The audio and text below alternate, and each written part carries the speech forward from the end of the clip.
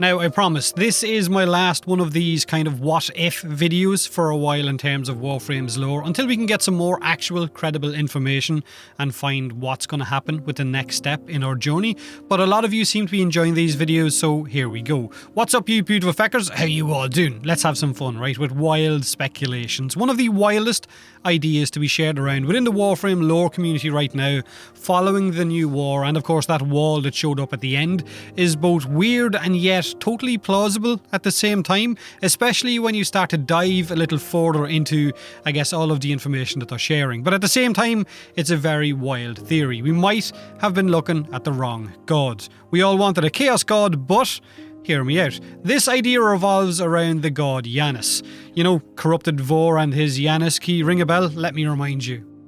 Now I am changed, reborn through the energy of the Janus key, forever bound to the void.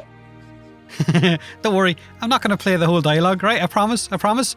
Or will I? Now, in Roman mythology, Janus is one of the older, lesser-known gods dating all the way back to the times of Romulus.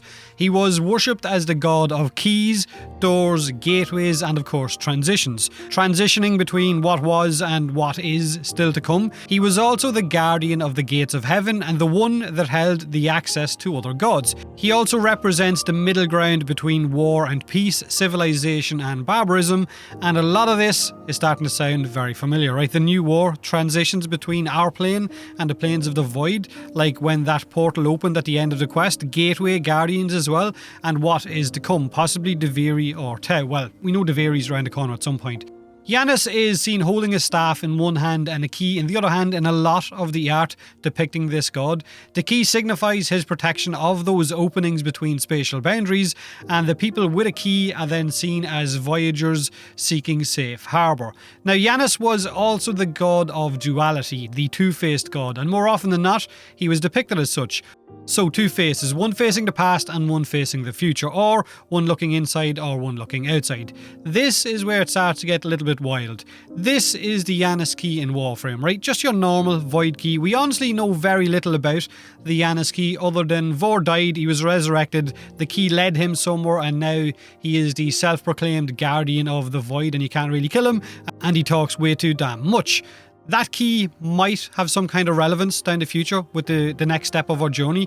That wall that we've seen at the end of the new war, that wall that we've all assumed was either the wall of Lok or Wally trolling us, that warped Vitruvian man, missing fingers, also has two slots on top of his head. He also has a partial semicircle in between those slots on top of his head as well. So what if, and this is where it gets wild, what if that's a key slot? What if we slot the Janus key or a void key into those two slots in order to gain access on the next leg of our journey? I mean, we've had weirder things happen in game, right? Whether the wall itself is the guardian or it's Janus, maybe with two different faces, Wally on top and the wall being the second face on the bottom, or maybe it is in fact the wall of Luck, one side to the cube with other walls as well. Or maybe Vor has the Janus key. There's a lot of what ifs, right? There's a lot of what ifs. But those two slots on the wall definitely have to signify something, and they do, weirdly enough, fit a void key in there. Like I said, Vor has the Janus key. Maybe he's the one who holds the access to other gods. It is a totally wild idea, but at the same time, it makes stupid sense. Where it goes from here is anyone's guess. We use the key and gain access to another plane of existence, either Deviri or Tau. We meet different versions of ourself or of Drifter, whether it's a bad Drifter, we're the good one, they're the bad one, or vice versa. Deviri could be a completely reverso land, where everything we've done in the past that was good, everything there is bad.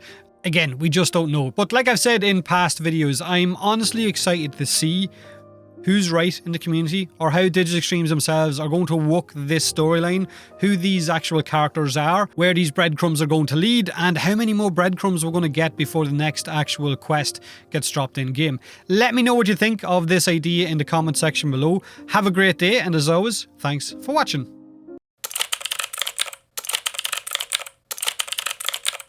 Look at them.